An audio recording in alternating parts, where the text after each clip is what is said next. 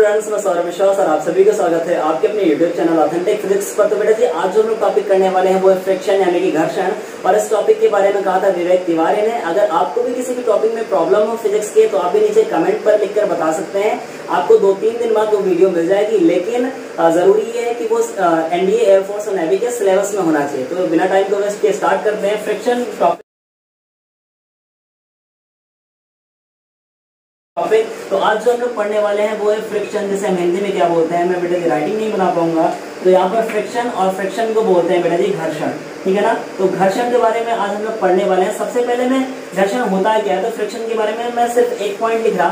अगर किसी वस्तु में हमने कोई फोर्स लगाया है तो उसको बोलते हैं अप्लाइड फोर्स। क्या बोलते हैं बेटा जी? अप्लाइड फोर्स बोलते हैं। इसे हम बोल सकते हैं लगाए गए बल।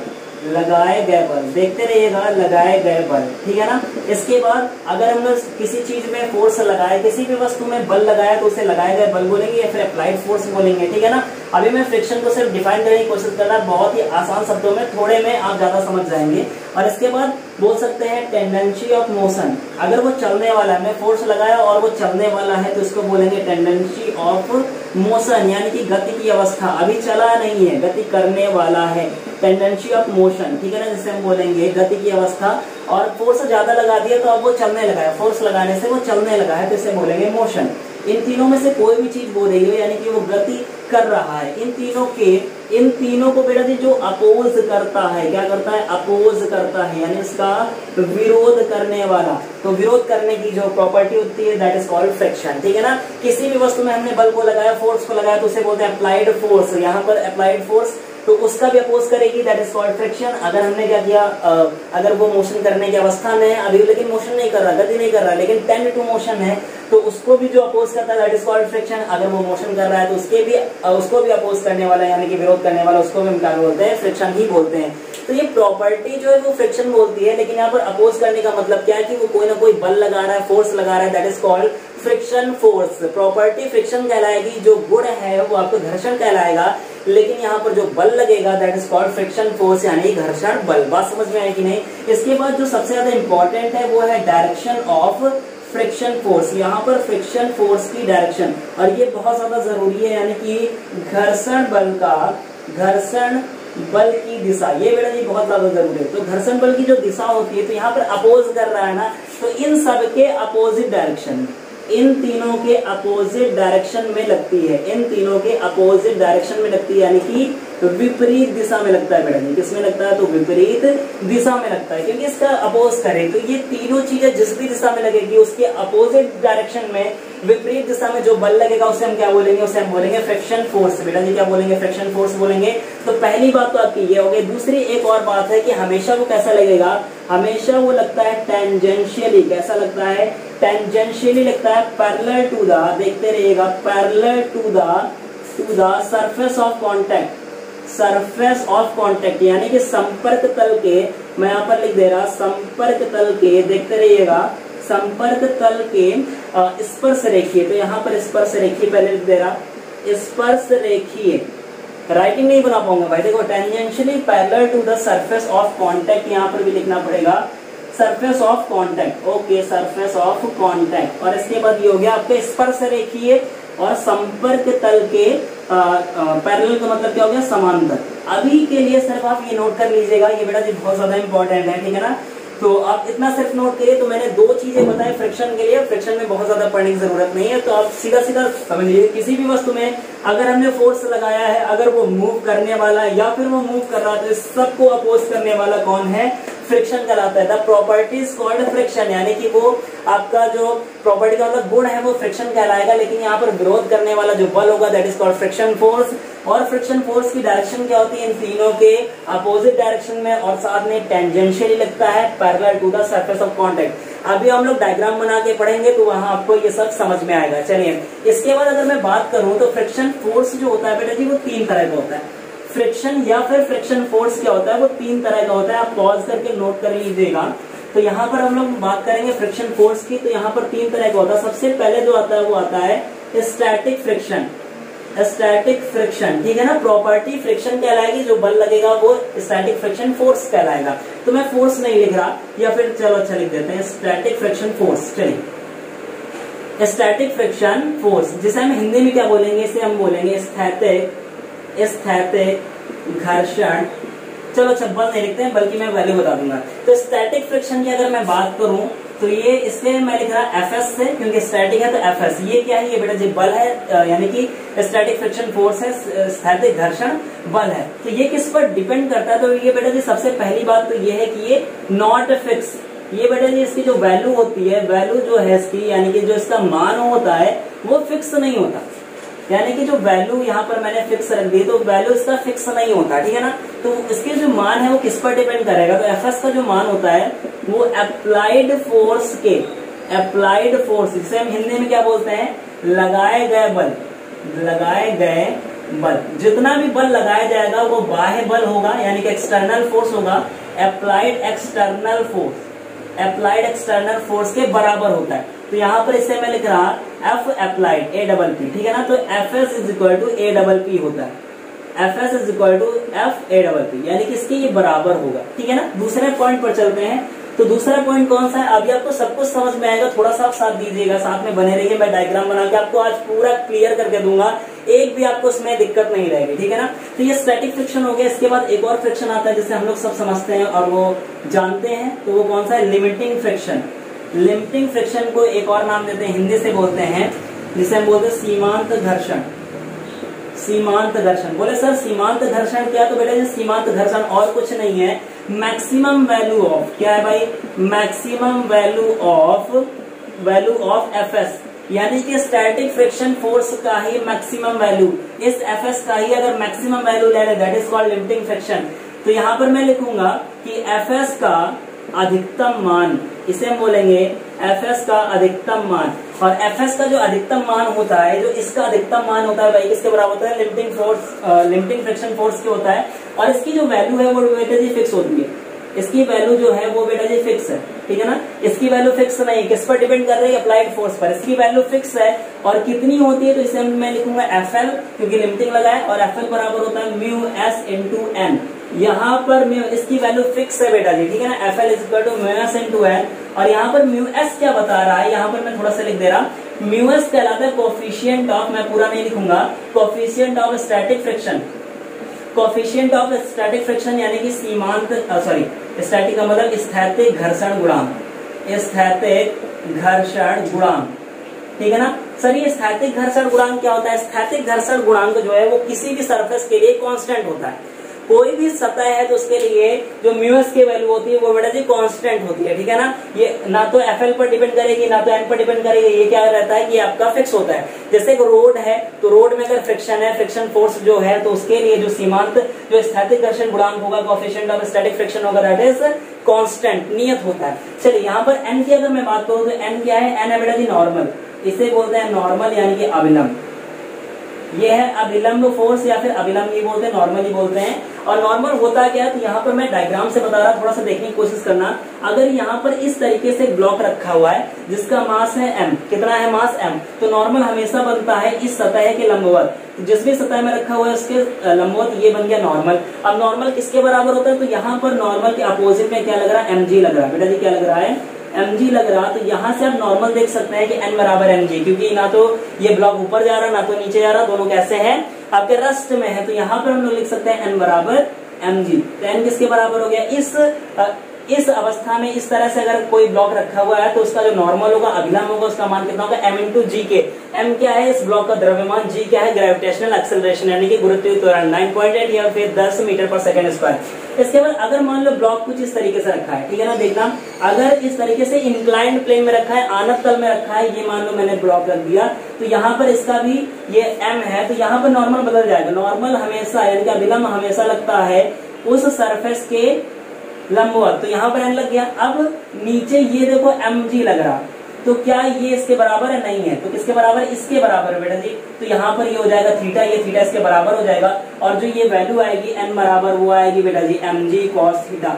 आपने घटक निकालना जाना होगा, तो यहाँ पर देखो बेटा जी जब वस्तु ऐसे रखी है एक हॉरिजॉन्टल क्षैतिज में, तो उसमें अभिलंब कितना हो जाएगा mg। और जब इंक्लाइंड प्लेन में रखा है यानी कि आनत तल में वो वस्तु रखी है, तो इसका जो n की वैल्यू है, अभिलंब की जो वैल्यू हो जाएगी mg cos थीटा। और थीटा कहाँ से आएगा, कितने एंगल पर वो इंक्लाइंड है या निकालना था। चलिए, तो ये हमारा काम नहीं था, हमको ये तो ठीक है, ये तो सब निकाल लेंगे हम लोग। हमारा जो काम था स्टैटिक फ्रिक्शन, फिक्स वैल्यू नहीं होती, अप्लाइड फोर्स पर डिपेंड करती है, उसी के बराबर होती है। लिमिटिंग फ्रिक्शन ये और कुछ नहीं, स्टैटिक फ्रिक्शन का ही मैक्सिमम वैल्यू है, एफएस का अधिकतम मान है जिसकी वैल्यू फिक्स होती है, FL is equal to mass into N. इसके बाद तीसरे नंबर पे एक और फ्रिक्शन आता है, that is called kinetic friction, जिसे हम क्या बोलते हैं, काइनेटिक फ्रिक्शन बोलते हैं बेटा जी। क्या बोलते हैं, काइनेटिक फ्रिक्शन, यानी कि इससे क्या बोलते हैं, गतिज घर्षण या फिर गतिज घर्षण भी बोलते हैं। तो गतिज घर्षण हो गया, और इसमें जो इसका जो बल होता है, इसे मैं लिखूंगा के, लिखा है तो एफ के, और एफ के की जो वैल्यू होती है ये बेटा जी फिक्स होती है। इसकी जो वैल्यू है, इसका जो मान है वो फिक्स होगा, और दूसरे नंबर पर इसका मान कितना होता है, तो एफ के इज इक्वल टू होता है म्यू के इंटू एन। कितना होता है, म्यू के इंटू एन। यहाँ पर दो गुणांक आ गए, एक म्यू एस और एक म्यू के, और म्यू के का नाम क्या होगा, इसका नाम है कोफिशिएंट ऑफ स्टैटिक फ्रिक्शन, तो इसका नाम क्या होगा, कोफिशिएंट ऑफ काइनेटिक फ्रिक्शन। तो यहाँ पर मैं लिखूंगा कोफिशिएंट ऑफ काइनेटिक फ्रिक्शन, ठीक है ना, यानी कि इसे बोलेंगे गतिज घर्षण गुणांक, इसे लिखेंगे गतिज घर्षण गुणांक, या आपको हो गया गतिज घर्षण गुणांक। और इसकी भी वैल्यू क्या होती है, एक सरफेस के लिए, सतह के लिए, एक रोड के लिए फिक्स होती है, ठीक है ना। तो ये वैल्यू फिक्स हो गई, क्योंकि एन सबका फिक्स ही होना है। एन मैंने बता दिया कि अगर ऐसा तो आप ये लेंगे, अगर ऐसा तो आप ये लेंगे, एन नहीं बदलेगा। म्यू के और म्यूस की अगर मैं बात करूं तो बेटा जी हमेशा जो है, यहाँ पर आपको दिख रहा होगा, चलिए यहाँ पर मैं लिख देता हूँ, जो म्यू के है वो हमेशा म्यूस से क्या होता है, कम होता है। ये म्यू के की वैल्यू हमेशा म्यूस से कम होगी, इसलिए एफ के की वैल्यू भी हमेशा एफ एस से कम होगी, क्योंकि ये इस तरीके से आप देख पा रहे होंगे। तो यहाँ पर ये मैंने बोल दिया, ठीक है। इसके बाद क्या है, इसके बाद एक और बहुत ज्यादा इंपॉर्टेंट आपको याद रखना है कि ये तीनों बेटा जी कभी भी एक साथ नहीं लगते, इनमें से एक टाइम पर एक ही लगता है, ठीक है ना। और इन दोनों की अगर मैं बात करूं, स्टैटिक फ्रिक्शन और लिमिटिंग फ्रिक्शन की, तो बेटा जी ये दोनों जो है, ये दोनों कब लगाएंगे, जब जो ऑब्जेक्ट है वो रेस्ट में हो। रेस्ट का मतलब बेटा जी क्या हो, जब वो विराम में हो। जब वस्तु विराम में होती है, विराम की अवस्था में होती है, या फिर चलने वाली होती है, तो विराम की अवस्था में बेटा जी क्या लगाते हैं, बल हम लगा रहे हैं, ठीक है ना, फोर्स हम लगा रहे हैं वस्तु में, लेकिन वस्तु चल नहीं रही, तब हम लोग स्टैटिक फ्रिक्शन और लिमिटिंग फ्रिक्शन की बात करते हैं। लेकिन अगर किसी में बल लगाने से, फोर्स लगाने से वो चलने लगा, तो हम लोग इनकी बात नहीं करेंगे, हम लोग सिर्फ और सिर्फ किसकी बात करेंगे, काइनेटिक फ्रिक्शन की बात करेंगे। और इसमें वस्तु क्या होती है, मोशन में होती है। किसमें होती है भाई, मोशन में होती है, यानी कि गति कर रही होती है, ठीक है ना। तो एक टाइम पे बेटा जी एक ही लगता है, मैं आपको अब एग्जाम्पल से हम लोग समझेंगे, तो इसको आपको याद मतलब नोट करना बहुत जरूरी है। ये हम कब लगाते हैं, जब वस्तु रेस्ट में है, और ये कब लगाते हैं, जब वस्तु मोशन में है। जब वस्तु मोशन में होता है तब हम इन दोनों की बात नहीं करते, सिर्फ इसकी बात करते हैं, ठीक है। चलिए आगे चलते हैं, मैं आपको एग्जांपल से बता दे रहा बेटा जी, ये सब पूरा नोट होना चाहिए आपके नोटबुक में। चलिए मैं ये मिटा दे रहा, अब हम लोग एग्जाम्पल से पढ़ेंगे, और थोड़ा सा मैं इसके बारे में अभी और बता दे रहा, फिर एग्जाम्पल कर लेते हैं, और उससे आपको पूरा सब कुछ समझ में आ जाएगा कि कैसे काम करता है, ठीक है। चलिए देखिए, एक ऑब्जेक्ट है जिस पर मैंने एक फोर्स अप्लाई किया, ठीक है ना। तो हमारे पास तीन तरह के फ्रिक्शन है। एक आपको कौन सा फ्रिक्शन है, एक है आपका एफ एस, इसके बाद एक है आपका एफ एल, और एक है आपका एफ के। इसका मतलब समझना, ये क्या आपका स्टैटिक फ्रिक्शन फर्स्ट वाला, और ये क्या है आपका लिमिटिंग फ्रिक्शन, और ये क्या आपका एफ के, ठीक है। अब यहाँ पर देखो ये क्या है, अगर हमने किसी भी वस्तु में कोई फोर्स अप्लाई कर दिया, यानी कि लगाया गया बल, और अगर वो बेटा जी रुका हुआ है, तो जो एफ अप्लाई वाला होगा ये किसके बराबर हो जाएगा, एफ एस के बराबर हो जाएगा। चलिए कोई दिक्कत की बात नहीं। और यहाँ पर वस्तु कैसे है, रेस्ट में है, ये समझना बेटा जी बहुत जरूरी है। अब ये रेस्ट में, अब हमने क्या किया, उस फोर्स को और बढ़ाया, और इतना बढ़ा दिया कि अब वो फोर्स अगर थोड़ा सा भी ज्यादा करोगे तो वो मोशन करने लगेगा। तो इतना बढ़ाया कि अब अगर उसके आगे जाएंगे तो वो मोशन करने लगेगा, चलने लगेगा। तो बोले मैक्सिमम वैल्यू इस एफ एस की क्या हो जाएगी, तो अगर इस एफ एस की हम लोग मैक्सिमम वैल्यू लें, that is called F L, ठीक है ना, that is called F L.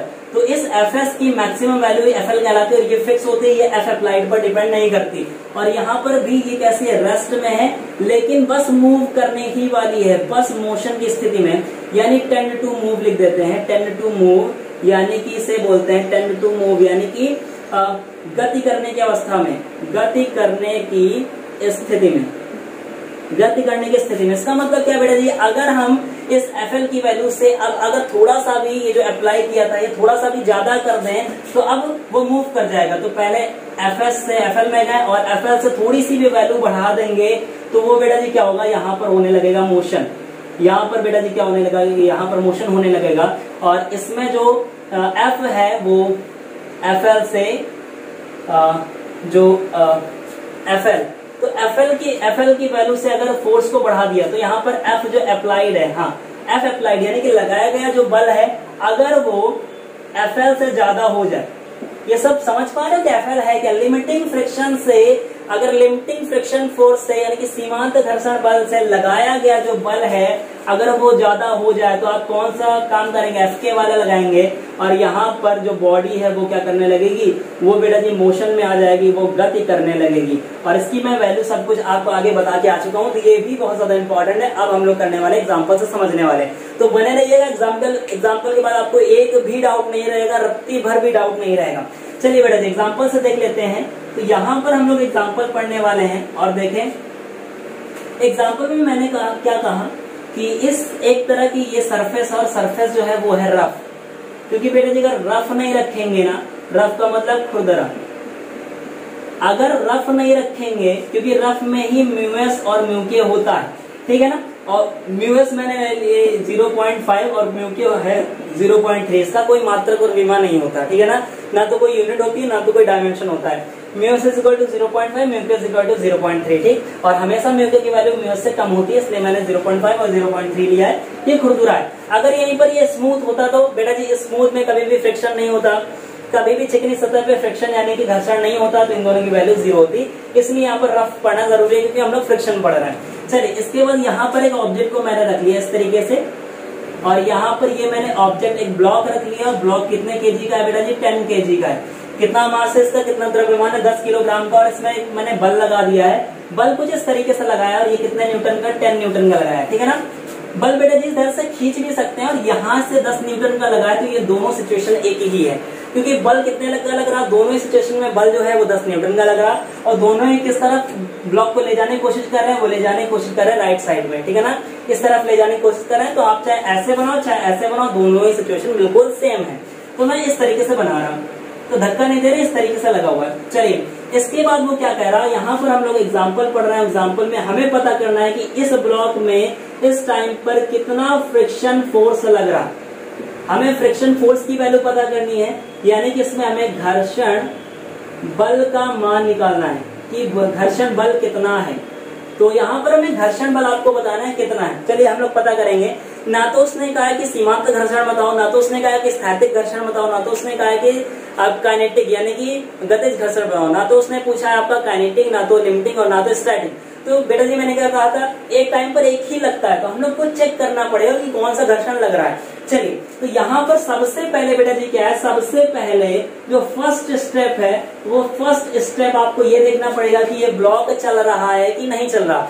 यहाँ पर जो 10 न्यूटन का बल लगाया गया है इसी को बोलते हैं एफ अप्लाइड। क्या बोलते हैं, एफ अप्लाइड, यानी कि लगाया गया बल, लगाया गया बल, इसी को बोलते हैं लगाया गया एक्सटर्नल बल। ये एक्सटर्नल बल यानी कि बाह्य बल जो लगाया गया वो कितने का, 10 न्यूटन का लगाया गया।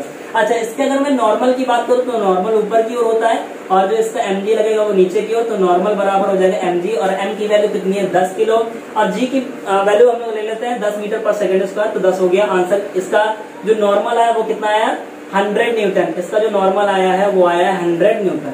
तो यहाँ से इसका अभिलंब जो मान आ गया वो कितना आ गया, 100 न्यूटन आ गया। चलिए इसके बाद अब क्या है, तो सबसे पहला स्टेप क्या है, सबसे पहला स्टेप है कि आपको बेटा जी डायरेक्शन ऑफ देखना है, डायरेक्शन ऑफ फ्रिक्शन फोर्स।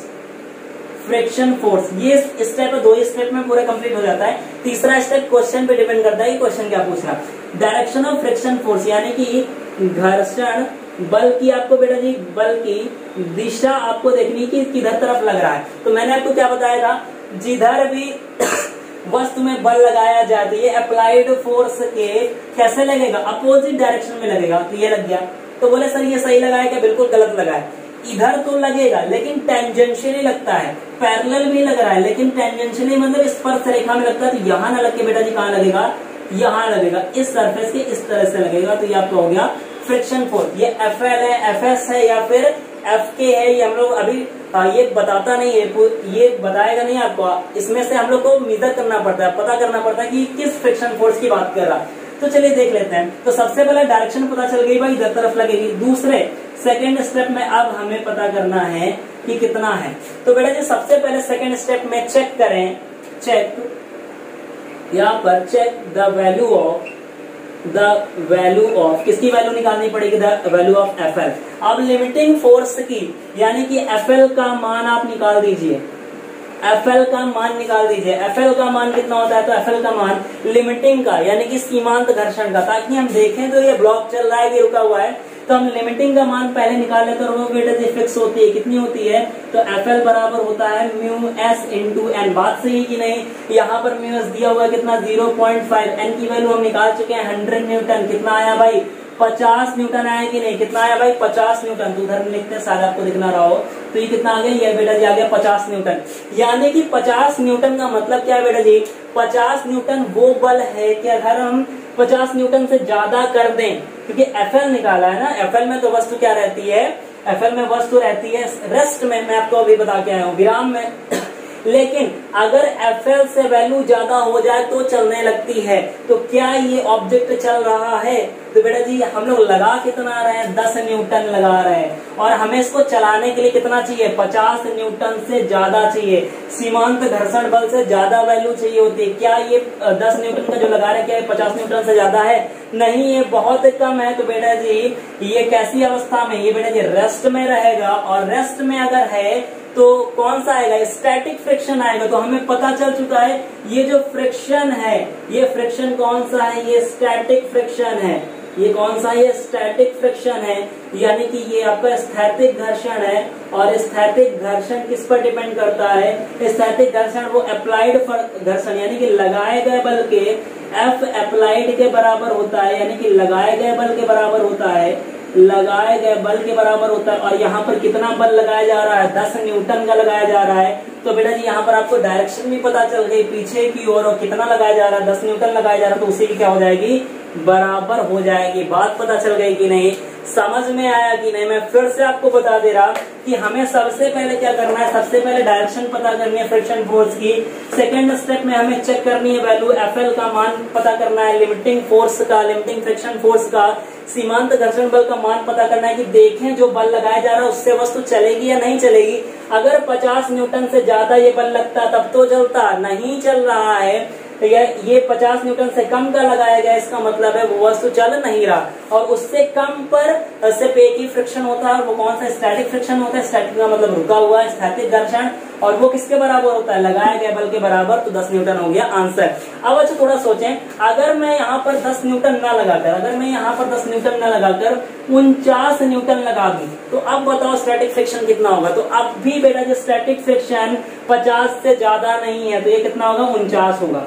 कितना आंसर आएगा, 49। क्या वस्तु चलेगी, नहीं चलेगी, स्टैटिक में ही रहेगी। अच्छा अगर मैं यहाँ पर 50 न्यूटन लगा दूं, तो बेटा जी जो 50 न्यूटन मैंने लगाया तो क्या अब वस्तु चलेगी, बेटा जी अब भी वस्तु नहीं चलेगी, चलने की अवस्था में होगी लेकिन चलेगी नहीं, ठीक है ना, ये भी रेस्ट में ही होगी।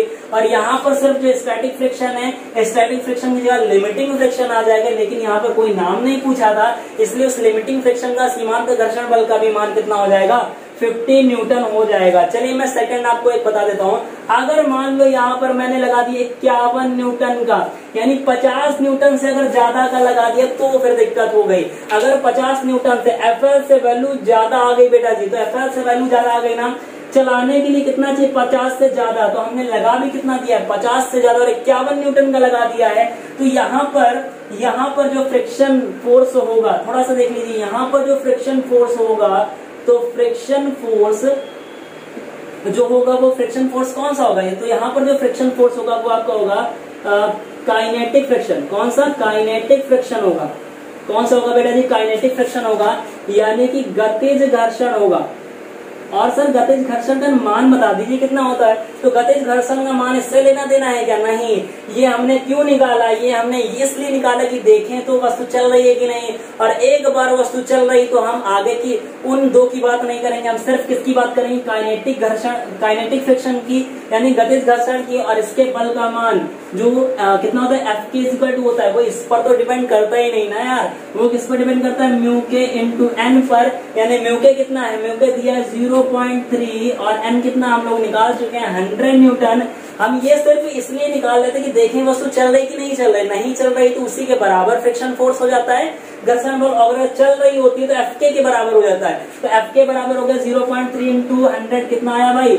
ये आया आपका 30 न्यूटन। ये कितना आया? तो ये आपका आ गया 30 न्यूटन। यहाँ आपको दिख रहा होगा ये 30 न्यूटन आ गया। तो एफ के बराबर 30 न्यूटन आ गया। तो यहाँ पर जो फ्रिक्शन फोर्स ये लास्ट में आ रहा था, इस एफ की वैल्यू कितनी होगी? 30 न्यूटन। और अब जो वस्तु है वो किधर चल रही है? इस तरफ चलने लगेगी।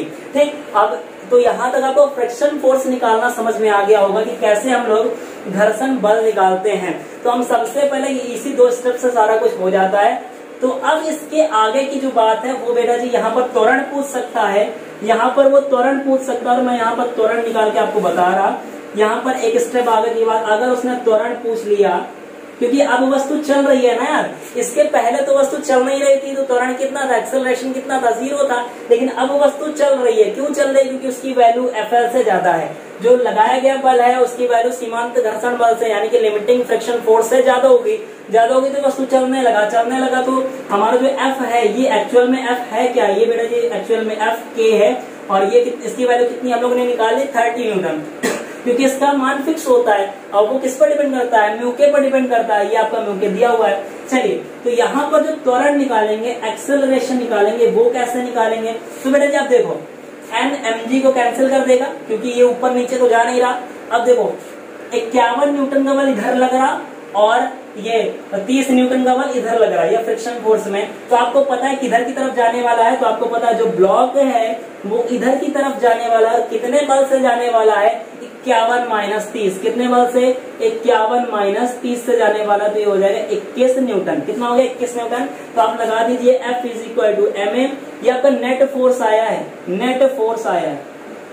ये F अप्लाइड इधर की तरफ लग रहा था और फ्रिक्शन फोर्स इधर की तरफ लग रहा था, लगाया गया बल इधर की तरफ है और आपका घर्षण बल जो है वो इधर की तरफ। तो चलेगा किधर? इधर 51 इधर 30 है। अगर ये 51 ये 30 है तो बेटा जी इधर की तरफ तो चलेगा, तो यहाँ चलेगा। तो नेट फोर्स कितना हुआ? तो नेट फोर्स हम घटा देंगे 51 में 30, तो कितना आ गया? 21 न्यूटन। तो यहाँ से बराबर ma लगा सकते हैं। तो ma = F, ठीक है ना। F की वैल्यू आ चुकी है, नेट फोर्स है 21 न्यूटन। हमें एक्सेलरेशन चाहिए था, तो a बराबर कितना हो जाएगा? a बराबर हो जाएगा F/m। और F की वैल्यू कितनी आ गई? 21 न्यूटन आ गई। m की वैल्यू यहाँ पर दिया था कितना? 10 किलोग्राम, तो 10 रख देंगे। आंसर कितना आया? 2.1। और त्वरण है इसलिए मीटर पर सेकेंड स्क्वायर। बात सही है कि नहीं? 2.1 मीटर पर सेकेंड स्क्वायर के त्वरण से आगे चलने लगेगा। बात समझ में आ गई? तो ये बेटा जी बेसिक कॉन्सेप्ट था फ्रिक्शन का। बाकी अगर आपको फ्रिक्शन का कोई भी क्वेश्चन, स्पेशली क्वेश्चन इससे बहुत सारे बन सकते हैं, बहुत सारे केस बनाए जा सकते हैं। अगर आपको घर्षण के कोई स्पेसिफिक क्वेश्चन अगर आपको करना तो उसका स्क्रीनशॉट आप मेरे व्हाट्सएप ग्रुप में भेज सकते हैं, आपको आंसर तुरंत मिल जाएगा। ठीक है, तो आज का हमारा टॉपिक यही है। आई होप कि आपको पूरी तरीके से समझ में आया। अगर ना भी समझ में आया तो आप मुझे कांटेक्ट किसी भी तरीके से व्हाट्सएप पे, कमेंट बॉक्स पे या फिर कॉल करके पूछ सकते हैं, आपको मैं जरूर बताऊंगा। तो आज की क्लास यहीं तक। बाकी आप कमेंट करके जरूर बताइए कि आपको कौन सी नेक्स्ट वीडियो चाहिए, ठीक है ना, जो आपको कठिन लगती हो या आपको समझ में ना आती हो, जो इनके सिलेबस में, इंडियन एयरफोर्स नेवी के सिलेबस में हो। बाकी आज की क्लास यहीं तक। जय हिंद।